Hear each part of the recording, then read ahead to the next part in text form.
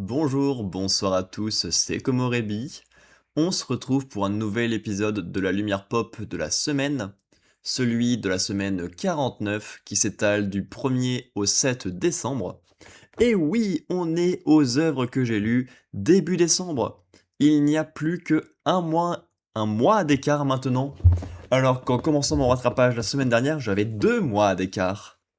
Alors, c'est pas impressionnant ça? Parce que là, il reste les épisodes 49, 50, 51, 52 et 1 à enregistrer. 2 est déjà en cours, et peut-être un épisode spécial à caler là-dedans. On s'en rapproche. Bien joué, le nouveau rythme de sommeil et de vie, et la motivation qui est revenue, tel l'eau dans le village de Kirikou. Semaine qui devrait prendre un petit peu de temps, je pense, parce que nous avons les 7 lectures de la semaine habituelles.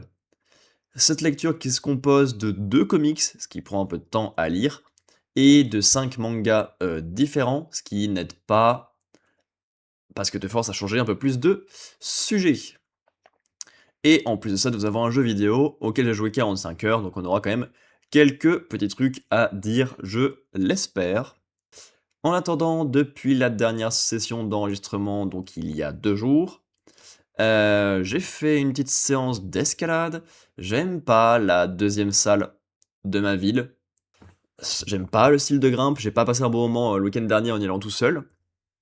Là, c'était un peu mieux parce que j'étais accompagné de mes frères et sœurs, que j'ai réussi à forcer à se lancer dans l'escalade un petit peu, récemment. Mais, en plus des mauvais blocs, il y avait vraiment extrêmement du monde et c'était dur de trouver la motivation ou la place pour grimper.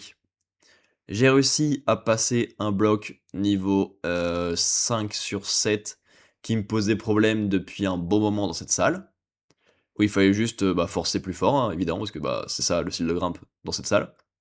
Je suis content de l'avoir passé, mais en même temps, bon, voilà, derrière, petit resto tranquille, on est rentré, dodo, boulot, et là c'est le week-end. Je vais essayer mon nouveau rythme de sommeil slash vie pour le week-end aussi. Voir si ça va m'aider ou pas à être productif, ce week-end, on verra bien.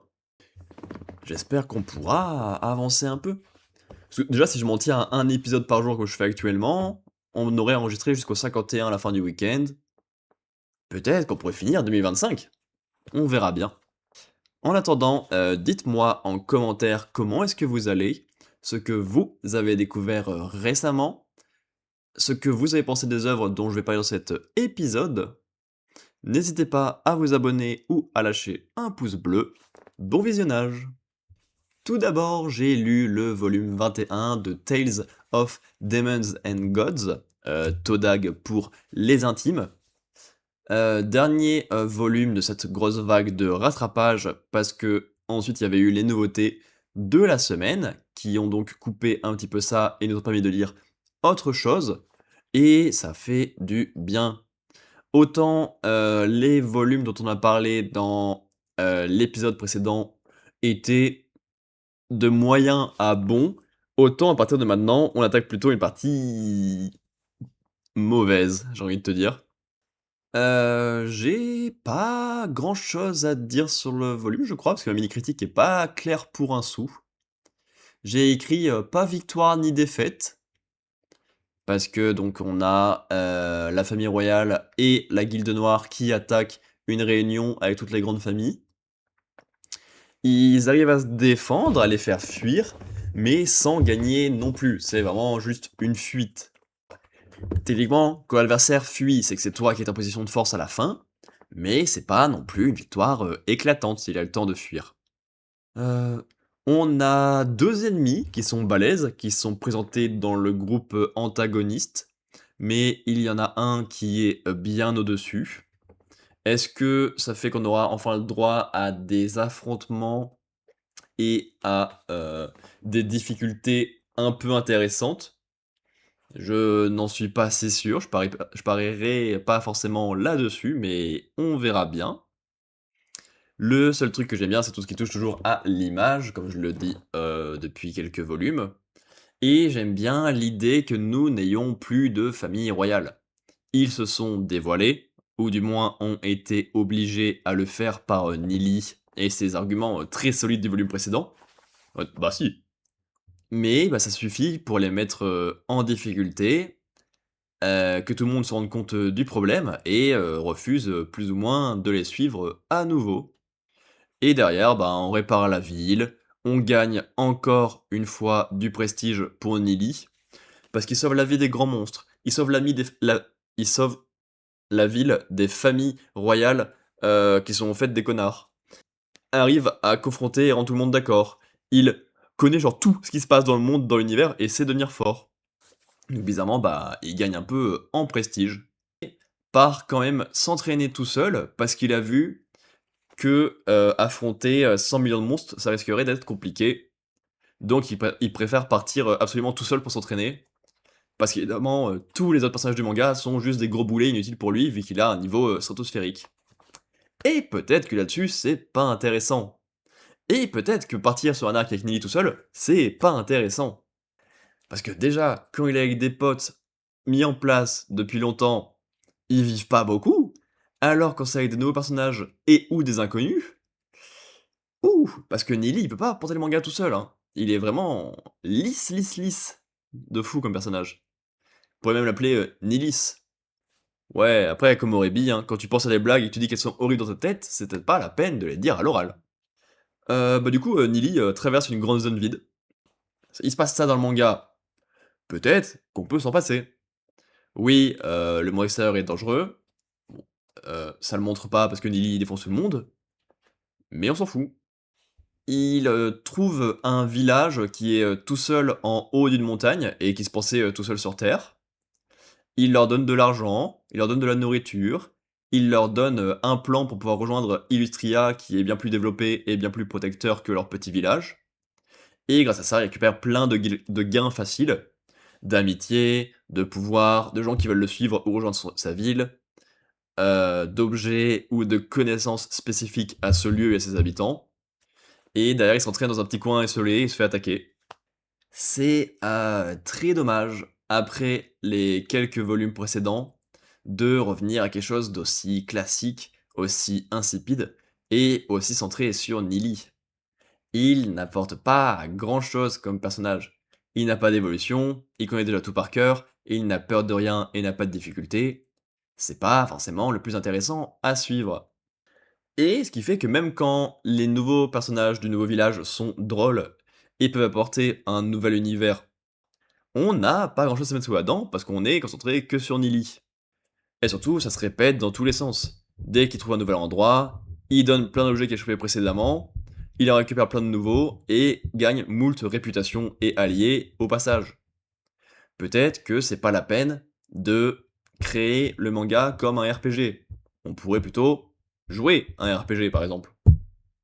Donc un vilain C.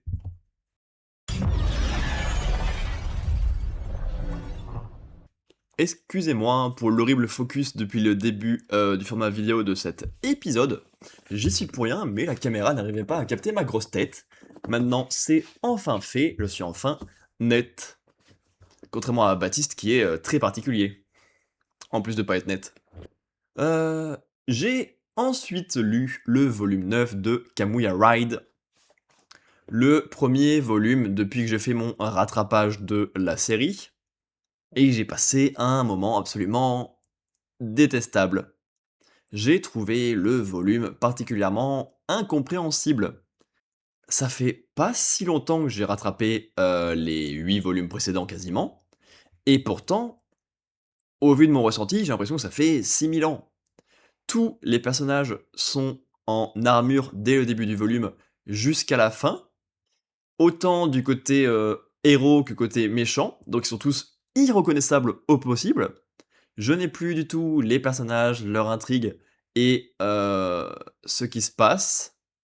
Et surtout, mon plus gros souci, c'est que le volume ne contient que de la baston pure et dure.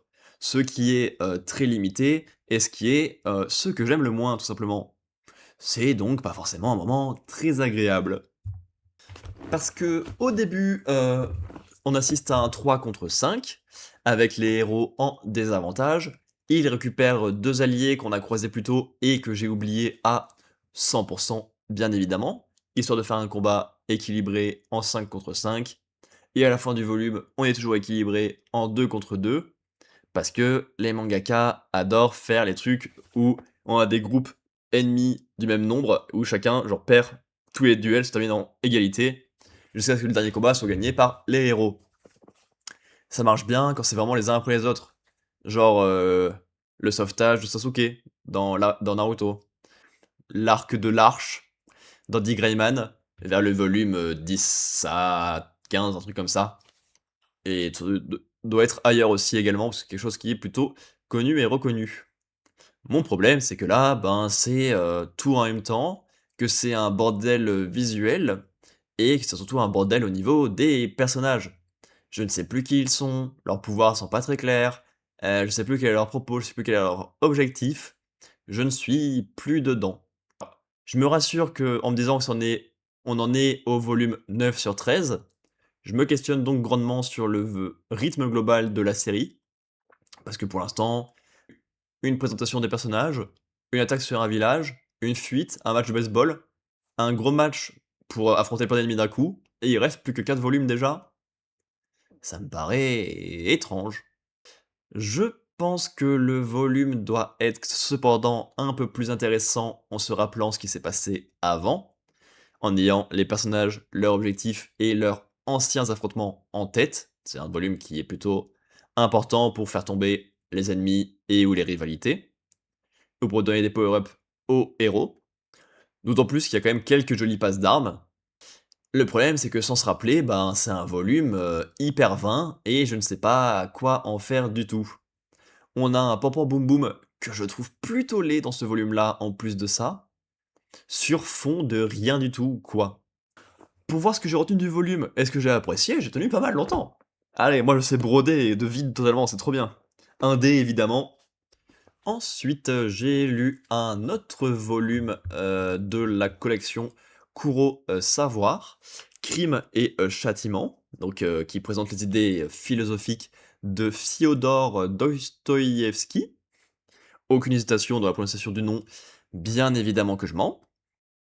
Oh non, j'ai oublié, mais c'est un truc philosophique qui parle de mensonge, comme on le voit dans le sous-texte de la petite bulle là qui dit le personnage principal. J'ai fait exprès en fait de mentir. Wouah, je suis trop malin. Ok. En relisant ma mini-critique, je viens de me rappeler de quoi ça parlait, mais j'ai dû aller à la sixième phrase sur 8 de la mini-critique avant de me rappeler de quoi ça parlait. Peut-être que ce qu'il y a avant, c'est un peu bateau. Parce que j'ai précisé que ce n'était pas très philosophique selon moi. Alors, il y a de la philosophie dans toute chose, dans toute action humaine, évidemment, mais là, il n'y a pas spécialement de propos derrière. Ça fait qu'on s'en sort avec une œuvre plutôt prenante, parce que ben, c'est littéralement un roman classique d'intrigue. On suit un personnage qui est très seul et très pauvre depuis un sacré moment. Il est donc prêt à tuer quelqu'un afin de se faire quelques piécettes. Bah, déjà, c'est hyper intéressant de pouvoir suivre un personnage aussi gris. Tu vois, il fait le mal, mais il le fait que parce qu'il a plus spécialement le choix. C'est un peu une phrase de défense bateau, mais on comprend comment il en est arrivé là, donc il est très intéressant à suivre. D'autant plus que très rapidement, il porte le poids de ses crimes, qui sont horribles, évidemment, mais le poids et c'est dur de le voir plonger de plus en plus dans cette difficulté-là. D'autant plus avec l'amour familial qu'il y a autour de lui, de la part de sa mère, de la part de sa sœur, parce que finalement, il était peut-être pas aussi seul qu'il laissait penser, et encore plus avec un amour aveugle dont il peut bénéficier. Il croise littéralement une petite dame, elle tombe amoureuse de lui de manière aveugle et rapide, elle lui fait confiance pour tout, elle lui pardonne absolument tout, et bah, que ça soit aussi facile, c'est sacrément dur à porter. ça rend ton poids encore plus lourd quand c'est les autres qui le portent pour toi, sans rien demander en retour. Donc on le voit se cacher, ne plus vivre, ou alors, peut-être après réflexion, après un long moment d'introspection, être courageux en assumant, en payant et en revivant. Parce que ben, c'est que en affrontant ses mensonges et en l'éloignant qu'on peut devenir humain à nouveau. Le seul truc qui m'a vraiment dérangé, en plus du fait que bah, du coup ça me semble hors sujet parce que ça présente pas trop de philo, même si du coup bah, ça en fait, c'est que tout ce sujet-là, autour du meurtre et de ce personnage, s'est mis à peu près sur un pied d'égalité avec la prostitution. Là aussi, on retrouve le fait de se faire de l'argent en allant dans une extrémité parce qu'on n'a plus vraiment le choix. Mais bon, vendre ton corps sans amour derrière, ça me paraît quand même un peu moins grave que tuer des gens. Heu, que le monde a évolué là-dessus, depuis l'époque de Dostoïevski et que je suis moins croyant également. Peut-être que ça joue, mais ça me paraît quand même maladroit, au minimum. Mais ouais, j'ai passé un bon moment de lecture. On a finalement un thriller plutôt sympa, des bons personnages, c'était intéressant à suivre. L'évolution du personnage et de son rapport à ses crimes marche bien. Un A, tout simplement. Ensuite, j'ai lu Ainsi parlait Zarathustra, le dernier Kurosawa qui me manquait, il me semble, et qui conclut sur une note à peu près bah, moyenne, comme la globalité de cette collection. Encore une fois, on n'est pas très poussé niveau philosophie, alors que c'est quand même Friedrich Nietzsche qui a plein de super idées. Il ne pense pas qu'à baiser sa mère. Il a d'autres super idées. Attends, non, c'est pas comme ça que je voulais le tourner, je crois. Ah, c'est séparé, c'est bien ce que je disais. On a, pour moi, un pur manga de sport et de football. Moins bien que Blue Lock, je dirais. Ça joue à pas grand-chose. Parce que, ben, même s'il y a des phases très didactiques sur la philosophie et que c'est très séparé, foot, explication philosophie, foot, explication philosophie, le rapport est très vite surtout sur foot. On n'a pas plus d'idées que ça qui sont démontrées. C'est, une thématique qui me parle un peu plus parce que, toute la base de la philosophie qui est présentée ici, c'est, Dieu est mort. Donc bah, c'est basé sur le fait que s'il n'y a plus de Dieu dans le monde, absolument tout ce qui se passe repose sur les hommes. Si, tu fais des erreurs, si tout ne va pas comme tu veux, ça vient de toi ou de ceux qui t'entourent. Si tu t'améliores, que tu vas pour le mieux, ça vient de toi ou de ceux qui t'entourent, pas d'une force cosmique bien supérieure qui aurait tout décidé à l'avance. Ce qui, change complètement la façon de voir le monde et de voir ses propres actions. On est beaucoup plus en direct avec celle-ci. Parce que on suit un enfant qui joue au foot, qui est extrêmement fort, mais qui perd tous les matchs parce que tout le monde dans son équipe est grave nul. Donc après un cours de philo comme ça, il trouve une solution où il est en défense et arrive à arrêter pas mal de trucs. Comme ça plaît à tout le monde parce que ils ne perdent plus. C'est une première étape. C'est évidemment pas suffisant pour lui et pas suffisant pour son maître à penser. Et à ce moment-là, il trouve un truc pour lui-même, un plan qui marche pour lui, qui lui fait plaisir, pour gagner. Peut-être la religion qui me plairait le plus à suivre, parce qu'elle n'est pas basée sur quelque chose d'extérieur à soi. Littéralement, de croire en une autre vision du monde ou d'autres objectifs pour pouvoir croire en soi-même. Ou l'inverse, hein, l'ordre importe peu, les deux sont liés et emmènent dans la même direction. C'est bien didactique parce qu'on a du coup les petites étapes de philosophie après chacun des matchs à plusieurs périodes de temps différentes. Mais en même temps, l'intrigue derrière suffit.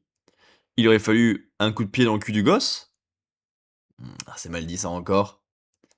Un coup de pied mental dans le cul du gosse, c'est vachement mieux, pour qu'il pense de lui-même à d'abord une solution pour ne pas perdre et plaire à tout le monde, puis une solution pour gagner et se plaire à lui-même.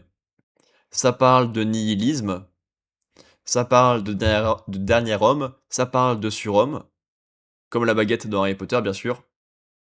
La baguette de surhomme, parce qu'en fait, c'est la baguette de suro, et non pas la baguette de Sirum, ça c'est de la lutte coréenne. Et non pas une baguette et Sirum, ça c'est vraiment un repas français. Et non pas une baguette de surround, là c'est juste du son. Voilà, catastrophe. Qu'est-ce que je m'aime, putain. Voilà ce que j'ai à dire, je crois. Le reste, c'est bien. Bravo Nietzsche. C'est donc un B. Alerte banger. Nous avons passé la moitié des œuvres de cet épisode. Wouhou, on en a fait 4 sur 8. Parce qu'ensuite j'ai lu le comics de la collection Marvel Must Have, Hulk, Planète Hulk, et ce volume est tellement au-dessus de sa suite. J'en ai parlé il y a quelques semaines, je peux pas vous dire à quel épisode exactement, de World War, qui est la suite directe et les conséquences de celui-ci. Et autant sa suite directe, elle pue la merde. Waouh, c'est pas intéressant du tout. Juste Hulk qui arrive sur Terre ultra énervé, veut détruire tout le monde et n'écoute personne. Il y a des gros combats, c'est stylé, mais le fond nous saoule de fou. Alors qu'ici, c'est super intéressant, c'est trop cool. Bravo Hulk de réussir à être intéressant quand tu parles de juste un personnage qui est violent. Comme Miguel là. Tapé, tapé, tapé. Ouais, je viens de comparer Hulk à Miguel, le gorille des As de la Jungle. Et oui, je fais des refs aux As de la Jungle. C'est trop stylé. Évidemment, quand il y a planète dans le nom, ça fait très space opéra. C'est encore mal dit. On s'attend à ce que ce soit du space opéra, et c'est le cas, effectivement. Parce que sinon, c'est pas juste parce qu'il y a le mot planète que c'est space opéra, il manque des étapes. Je suis pas le plus grand fan du monde de space opéra. Genre, c'est pas forcément quelque chose qui gagne mon cœur directement. Parce que, bon, tous les Star Wars ne sont pas bons, Valérian, c'est pas exceptionnel. Qu'est-ce que je connais d'autre en space opéra? Euh... Carmen, sans doute. C'est pas dans l'espace, Carmen. Mais c'est bien fait, c'est très stylé. On a plein de cultures, plein d'espèces, plein d'idées différentes, ça marche très bien. C'est hyper agréable de découvrir ce nouveau monde, avec plein de cultures, parce que c'est une planète qui rassemble plein d'espèces. De découvrir tout ça sous les yeux d'un Hulk totalement naïf. Mais en même temps, tout est lié à la violence. Le pouvoir, comment il est tenu, comment il est utilisé, comment il est gardé. La rébellion, l'honneur des personnages et leurs obligations, tout est lié à la violence. C'est hyper pertinent avec le personnage de Hulk, évidemment, parce que ben ça change d'avoir de la violence juste pour de la violence. Enfin, lui, globalement, c'est pour des bonnes actions héroïques. La violence, ça peut être utilisé dans tous les sens, un outil, une arme, un danger, un allié, ça peut être tout et n'importe quoi.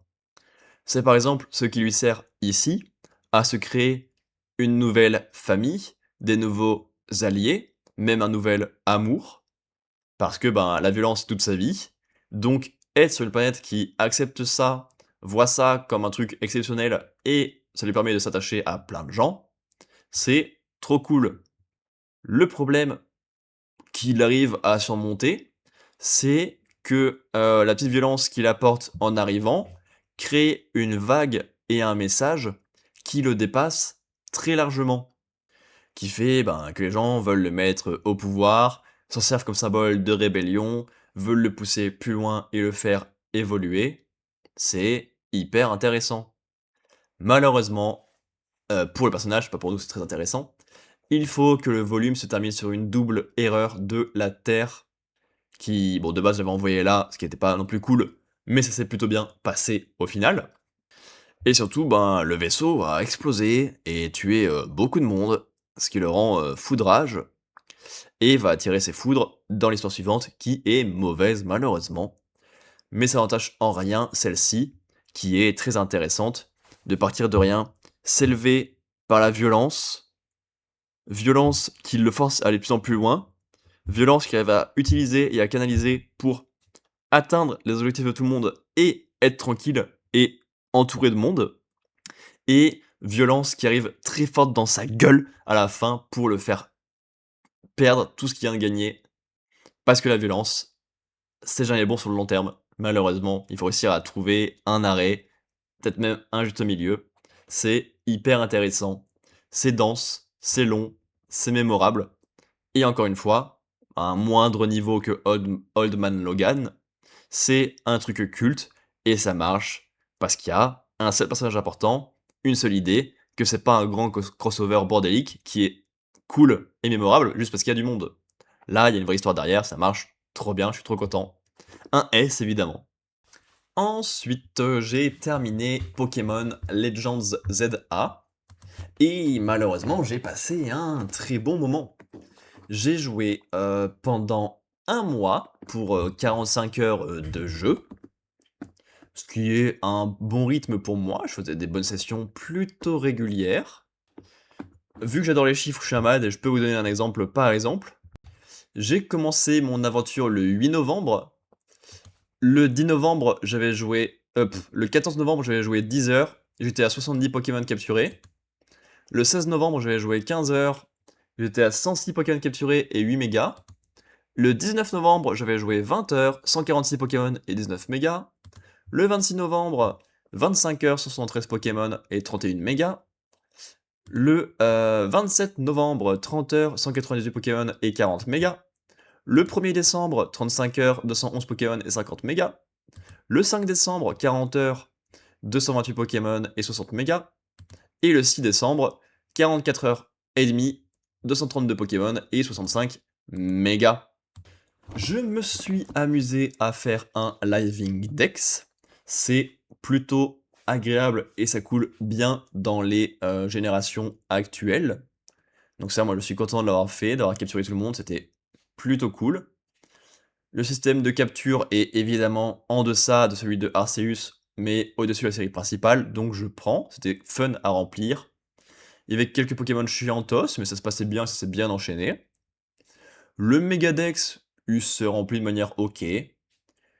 Une bonne partie obligatoire dans le scénario, une partie avec de l'argent, on avait largement assez avec ces combats Zeda trop chiants. Et ceux qui s'achetaient avec des cristaux, on avait largement assez, pas eu de soucis. Parce que vu comme tu traces la ville de fond en comble, si tu casses tous les cristaux que tu croises sur ton chemin, même sans chercher particulièrement, t'en as largement assez dans ton aventure. Je sais pas comment c'est possible d'avoir du mal avec cette quête de cristaux.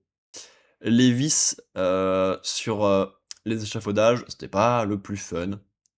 Quand je les croisais, je les faisais, mais bon, le parcours, c'était pas le plus réussi du jeu. Et les cadeaux des vices, c'était cool quand il y avait des Narieka qui donnaient des bonus de stats. La dernière grosse, je l'ai pas cherché. Les combats, c'est un peu un truc de vilain. Je faisais référence à quoi particulièrement? Je ne sais plus. Je pense sans doute, au Royal ZA, qui n'est pas ah non! Le fait de devoir faire 1000 combats. Parce que même en faisant toute l'aventure, en croisant bien les gens, en faisant chaque nuit au maximum, et en faisant tout le Royal ZA, j'étais même pas à 500 combats sur 1000. Peut-être que bon, 1000 combats, c'était un peu large les gars. Et le post-game, bah, le même souci, parce que, ben, c'est que des combats dans tous les sens, avec plus de scénario, plus de personnages et plus de Pokémon à capturer. C'est vraiment que du combat enchaîné. Là-dessus, c'est pas le plus réussi. Les combats marchent de manière ok, hein. Le fait de pouvoir se déplacer dans l'espace, les Pokémon aussi, les histoires de timing, c'est plutôt sympa, ça change bien. Mais trop de combats, tout le temps les mêmes, c'est vite chiant. Et faire que ça, c'est très vite chiant. En plus de ça, on a le scénario qui est dans une boucle pas super fun, même si j'aime bien les chara design et les caractères des personnages qu'on rencontre, le fait que ça reste une boucle, c'est pas des plus passionnants. On a les 3 mêmes points qui tournent en boucle, ça va. La fin est très cool, un peu déjà vu dans Pokémon aussi, un énorme danger, tout le monde qui arrive petit à petit, qui aide, qui avance sa patte, ça marche bien. D'autant que tout le monde a été amené petit à petit, et sont devenus des copains petit à petit aussi. Les graphismes, c'est feignant, c'est naze pour le prix de comme le gameplay, l'aventure et les designs sont beaux, bah, m moi ça me va. C'est pas pour rien que je parle jamais de graphisme et de musique. Moi je m'en fous, hein, tant que je m'amuse sur un jeu. Mais ouais, je trouve le jeu efficace, sans doute moins que Arceus, mais bon bah ça change. Ils sont toujours en train de peaufiner et tester la recette. À voir peut-être dans un possible troisième qui aurait les qualités des deux et les défauts d'aucun. On peut toujours rêver. Par contre, j'avais écrit le 6 décembre que ça casse les couilles le DLC qui arrive déjà. Tu ne peux pas sortir un jeu qui a cette tronche-là, même si c'est pas dérangeant, et sortir un DLC moins d'un mois. C'est vraiment du foutage de gueule. Et en plus, le DLC il fait pas envie, hein. J'ai toujours à le faire depuis sa sortie. Je pense que ça va attendre un petit moment. Je préfère faire d'autres jeux pour l'instant, de la Switch 2, avant d'aller dans le DLC qui a l'air très centré sur le combat, malheureusement.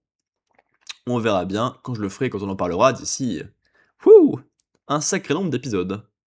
Mais ouais, je le redis, mention spéciale aux personnages. Ils sont cool visuellement, des caractères et des idées bienvenus. Pour moi, c'est un A. Encore une fois, pour un jeu Switch 2, hein. Je mets que cette note ou quoi? Non, on va tester d'autres jeux prochainement, dans les prochains épisodes.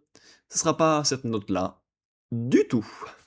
Ensuite, j'ai lu Namor, Voyage au fond des mers, de la collection Marvel Must Have. C'est un comics qui est sorti à la base sous le label Marvel Knights, donc des héros ou des personnages un peu plus sombres. Et ici, c'est littéralement un comics d'horreur, et ça colle de fou avec le style graphique et l'ambiance de Marvel Knights. C'est une très bonne chose, alors penser à faire ça, ça marche trop bien. On suit un scientifique et toute une bande de sous-marins qui vont au fond de l'océan chercher à prouver l'inexistence de l'Atlantide et de Namor. Alors déjà, de base, c'est chaud de prouver l'inexistence de quelque chose. Je fais, bon bah voilà, j'ai rien trouvé. Voilà, donc tu peux finalement avoir juste rien trouvé, plutôt que ça n'existe pas. Possiblement. C'est comme quand Amazon te demande de montrer que t'es bien pas reçu ton colis, tu auras une photo, bah là j'ai rien là. C'est pas quelque chose qui prouve grand chose, mais bon. Mais plus ils avancent, plus une ombre menaçante semble tourner autour de leur véhicule, voire même à l'intérieur. Ils découvrent des gros dégâts dans la base sous-marine qu'ils rejoignent, où il n'y a plus que un personnage survivant à l'intérieur, qui est devenu complètement zinzin quoi. On a les personnages qui tournent en rond sur leurs propos. Tout le monde, mais si c'est évident, genre tout le monde est mort, d'un coup au milieu de l'eau alors qu'il n'y a absolument pas de danger. Il y a que un survivant qui est détruit, donc hormis ils sont vraiment genre tous battus entre eux euh, parce que bon, il y a peu de chances que ça n'existe pas, un Namor par exemple. En tout cas, tout le monde y croit à Namor. La liaison marche pas, le gag est forcé, il est donc super. Le gag est super. Et on a Namor qui finit par se dévoiler, qui est terrifiant, parce que mutique, parce que imposant, parce que inconnu, parce que plein de sang, alors qu'il finit par être gentil à la fin. Bon, il sauve une seule personne pour que cette personne puisse dire non mais on n'a rien trouvé, on va laisser l'eau tranquille je pense. Ce qui était bah déjà le propos du groupe de base, donc s'il se montrait pas ça donnait le même résultat. C'est dommage d'avoir fait son sérieux pour ça. Parce qu'au final, malgré tout ce qu'il a vu, malgré le fait qu'il sache que ça existe, que c'est dangereux, et que tout le monde avait raison et lui avait tort, tel Durandal, Durandal c'est l'inverse, ben il finit par être toujours dans le déni pour le grand public, parce que l'info ne doit pas remonter à la surface. C'est sympa, c'est original, et ça peut être ça aussi, les histoires de super-héros. Et ça fait plaisir de pouvoir lire des choses différentes. Ça marche bien, je prends un joli A. Dernière œuvre de cet épisode, j'ai lu le volume 111 de One Piece, ce qui est gargantuesque comme nombre. Je ne sais pas comment je peux mettre une aussi bonne note au final, parce que c'est des chapitres que je n'avais pas apprécié plus que ça à ma lecture sur Manga Plus, parce que depuis Onigashima, donc la partie finale de l'arc du pays des Wa, je ne suis plus du tout dans One Piece. C'est raisonnable, j'ai tenu 95 tomes, dirons-nous, en trouvant tout plutôt sympa, avec des excellents arcs, des excellents personnages, des excellents moments, des excellents souvenirs. Et depuis, tout ce qu'il y a, je trouve ça lourdingue, rushé, lent, beaucoup trop complet, pas très clair, pas très fun, des personnages pas intéressants du tout, et c'est fou qu'il y ait eu la bascule aussi forte d'un coup, sans réel contrepoids, c'est très surprenant. Mais ce volume-là est un peu porté par les bons points précédents. Parce que on a enfin la fin de l'arc Egghead, qui est un véritable enfer pour moi. Il se passe rien dedans, alors qu'il y a des milliards de personnages, les nouveaux sont tous vides au possible, et le seul truc qui marche, c'est les flashbacks, mais ils parlent pas de l'arc. Et ils coupent l'action au milieu. Donc c'est mal construit au global. Mais j'aime beaucoup les conséquences et les conclusions pour le camp antagoniste pour le coup. C'est dur pour Kizaru, qui a dû obéir aux ordres et sacrifier beaucoup de choses et beaucoup de personnes auxquelles il tenait. Et ça, c'est dur à vivre. C'est dur pour les membres du conseil également, qui ont enfin eu le droit à leur première sortie, leur premier échec et leur première disparition. Oda, Oda, Oda, le rythme global de ton manga, Oda. Et c'est dur pour le CP0, c'est l'élément qui m'a le plus plu dans cet arc, donc tout ce qui touche à Stussy et à comment ses deux anciens camarades la traitent, ça me plaît bien. Parce que du côté des héros, ben tout va absolument bien pour eux. Ils ont échoué à protéger la personne qui s'était dit qu'ils protégeraient, ce qui est quand même plutôt un gros échec. Mais bon, bah, tout va bien, parce que le personnage il est trop intelligent, donc il avait tout prévu, qu'il se ferait attaquer, que les méchants seraient déboutés, qu'il pourrait rien faire face au message, et qu'il aurait des corps et des esprits de sauvegarde. Peut-être que c'est un peu trop, et peut-être que du coup, il n'y a aucune conséquence pour les personnages principaux. Peut-être que c'est dommage. Derrière, vu qu'on est entre deux arcs, même si on l'a fait plusieurs fois pendant Egghead parce que c'est mal construit, on a le droit à un tour du monde. Pour le coup, j'ai trouvé ça assez peu intéressant et pas grand chose à se mettre sous la dent. J'ai bien aimé par contre le passage avec Shanks et Bartholoméo. Ça montre à la fois le dévouement complet du deuxième, le fait d'accepter de faire des erreurs, de pas vouloir embêter Luffy et d'être prêt à se sacrifier. Et ça montre le fait que c'est un vrai pirate pour Shanks à la fin, même quand c'est face à des hommes qui le touchent et qui en plus sont des hommes vaillants qui appartiennent à son. On lance une mini-aventure qui pue la merde. On suit juste Yamato qui se balade à Wano et alors en espérant qu'elle fasse des rencontres ou qu'il y ait des évolutions intéressantes parce que sinon ça me semble pas nécessaire. Parce que pour moi, les mini-aventures, c'est de faire des vraies aventures qui déplacent et font évoluer le personnage, afin de le faire revenir plus tard dans l'intrigue.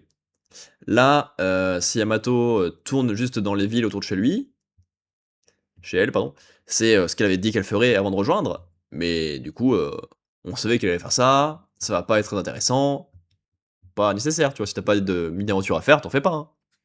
Et derrière, on arrive enfin à Erbaf, qui est un arc qu'on nous teasait depuis le volume 13. Non, 13, c'est le moment où il passe le volume 15 alors. Ouais, il y a quand même quasiment 100 tomes, on va pas se cacher, c'est un petit moment. Et l'arrivée est délayée. On a un petit groupe de 5 qui arrive en premier sur l'île, mais sur une mini-partie qui pense être une vraie partie, juste pour pouvoir jouer avec les attentes des spectateurs. L'aventure est mignonne, c'est pas très poussé, mais ça marche bien.